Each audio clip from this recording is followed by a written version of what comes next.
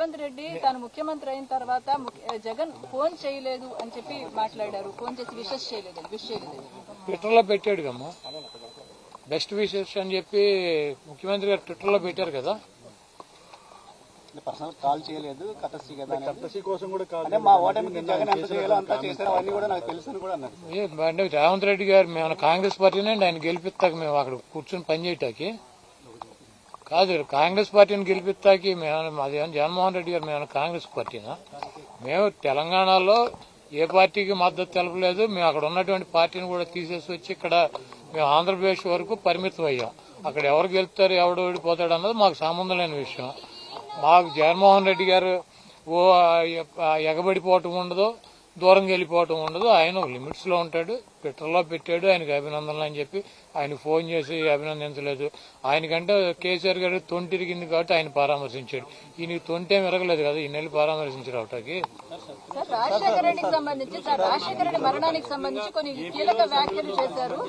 2009లో కొంతమంది టీడీపీ అదేవిధంగా టీఆర్ఎస్ ఎమ్మెల్యేని లాక్కునే ప్రయత్నం చేశారు, అందుకే ప్రకృతి బ్యాలెన్స్ చేసిందంటూ వ్యాఖ్యానించారు రేవంత్ రెడ్డి.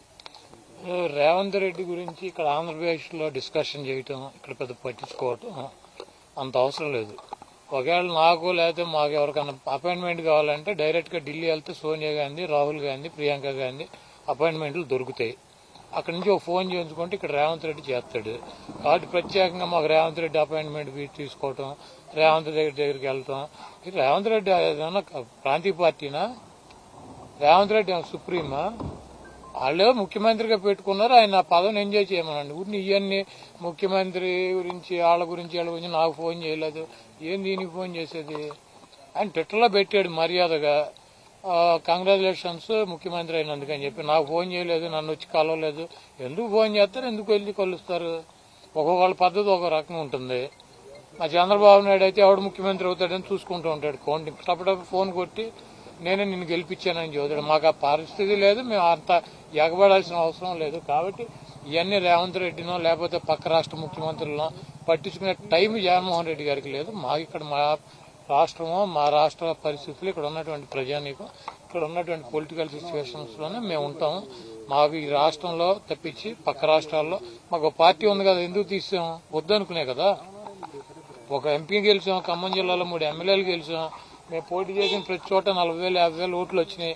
అయినా కూడా వద్దనుకుని మేము ఇక్కడికి ఎందుకు వచ్చాం? మాకు అవసరం లేదనే కదా పక్క రాష్ట్ర రాజకీయాల్లో.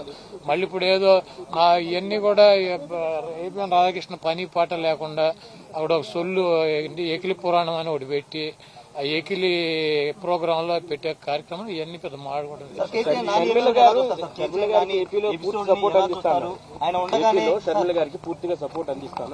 ఎవరు? రేవంత్ రెడ్డి రేపు వచ్చే ఎన్నికల్లో లేకపోతే ఆయన్ని వచ్చి ఇక్కడ ప్రెసిడెంట్ అవ్వమనండి. రేవంత్ రెడ్డి సపోర్ట్ అందిస్తాం కాదు. లేదా అక్కడికి ముఖ్యమంత్రి పదవి రిజైన్ చేసి ఇక్కడికి వచ్చి Andhra Pradesh working president Congress party president అవ్వమనండి.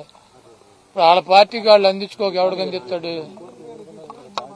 ఆయన చంద్రబాబు నాయుడిని గెలిపించాలంటే షర్మిలా గారికి అందించాల్సిందే కదా, తప్పదు కదా.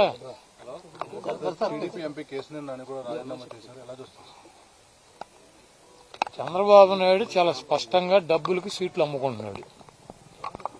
అతనికి కష్టకాలంలో ఉన్నటువంటి కేసీఆర్ నానిని పక్కన పెట్టి వాళ్ళ తమ్ముడు 100 కోట్లు 150 కోట్లు ఇస్తాను అంటున్నాడంటే ఎంపీని పక్కన పెట్టి సీటు అమ్ముకున్నాడు. అతను మా గుడివాడ క్యాండిడేట్, ఇద్దరు పార్ట్నర్స్, ఇద్దరు చెరువు 100 ఖర్చు పెడుతున్నారు. ఆ సీట్లు 2 అమ్మేశాడు. చంద్రబాబు నాయుడు డబ్బులకి రాజ్యసభ సభ్యులు అమ్ముకున్నాడు, ఎమ్మెల్సీలు అమ్ముకున్నాడు, ఎమ్మెల్యే టికెట్లు అమ్ముకుంటాడు. ఆడు చంద్రబాబు అనేవాడు 420 ఎన్టీ రామారావు పెట్టినటువంటి పార్టీలో పందికొక్కులాగా చేరి డబ్బులు నిన్న అక్కడ మీటింగ్ లో చెబుతున్నాడు, మీరందరూ నేను 45 ఒక్కొక్కళ్ళకి పిల్లలకి 15,000 ఇస్తాను సంవత్సరానికి, మీరు 4-5 పిల్లల్ని కనమని చెప్పి. ఆ 15,000 నీ పప్పు గడికి ఆడితో కనిపించవు 4-5.